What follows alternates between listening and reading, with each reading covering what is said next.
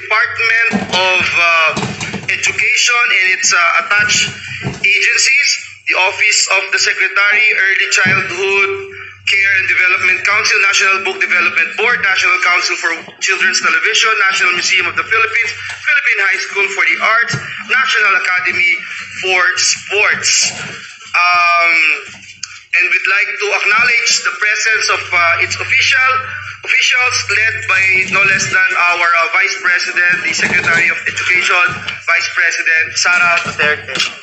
Mr. President, we now recognize the distinguished sponsor of the measure, Senator Pia Cayetano, and first to avail of the interpellations, but I was told that he would just make a statement and a manifestation of support. May we recognize the distinguished gentleman from Davao and Batangas Province, no other than Senator Christopher Bongo. So before we recognize them, we'd just like to once again welcome back Vice President Sara Duterte, and of course the DepEd family. I made a mistake earlier when they came. I said the DepEd family, it was the OVP family pala. So now I'd like to welcome as well the hardworking men and women of the DepEd with us, together with its attached agencies. So we'd like to recognize the distinguished sponsors, Senator Pia Cayetano, and to make a manifestation or distinguished calling, Senator Christopher Lawrence Bongo. Please proceed. Mr. President, my honorable colleagues, and of course the Department of Education officials led by Vice President Sara Duterte, magandang araw po sa inyo lahat. First, I want to express my support for the budget of the Department of Education, and I would also like to congratulate the Vice President and the DepEd for launching the Matatag Curriculum, Bansang Makabata, Batang Makabansa Agenda. This program definitely marks a crucial moment in our nation's educational landscape, and I believe it will play a crucial role in addressing the challenges that we face in our education system. The Matatag program is truly a testament to the visionary leadership of the Vice President and the Secretary of the Department of Education. With this, Mr. President, I would also like to express my support for the increase in the budget of basic education facilities, which was allotted with an additional of 10 billion or a 44% increase from this year's allocation. Importante po ito para matugunan ang kakulangan sa mga classroom, lalo na ngayong balik na tayo sa face-to-face na po ang mga estudyante at mga guro. Marapat lamang po na mabigyan ng pansin at solusyon ang mga problema ang kinakaharap ng ating mga estudyante dahil sa kanila nakasalalay ang kinabukasan po ng ating bansa. As discussed in the committee hearings, there is a total of 159,000 classrooms that must be constructed all over the country to bridge the classroom gap. In fact, sa pag-iikot ko po sa buong bansa, halos inilalapit po sa atin ng mga teachers, kulang ang kanilang mga classrooms, lalong-lalo na po sa mga liblib na komunidad, kulang talaga yung mga classrooms. Marami po ang nagpapatulong sa atin at nilalapit naman natin ito sa departamento, yung mga kakulangan po sa classrooms. Napansin ko rin po na may mga eskwelahan pa rin na hindi maganda ang kondisyon, sira-sira ang bubong o yero pa rin ang bubong, di maayos ang silid-aralan, maruruming palikuran, kahoy na pundasyon at marami pang iba. Pati po, yun po ang hinaing ng mga teachers natin. In fact, nung bumoto po ako nung last barangay election, mismo po dun sa syudad kung saan po ang ating Vice President sa Davao City, marami po mga sementado na ng mga classrooms, pero marami pang naiiwan na mga classrooms na kahoy po yung bubong, sira-sira yung yero. So talagang kahit sa mismo sa Davao City, kulang pa ang ating mga classrooms. Hinaing po yan ng ating mga teachers. Inilapit po sa atin. I just want to share that when I voted, recently po yan, last October 20...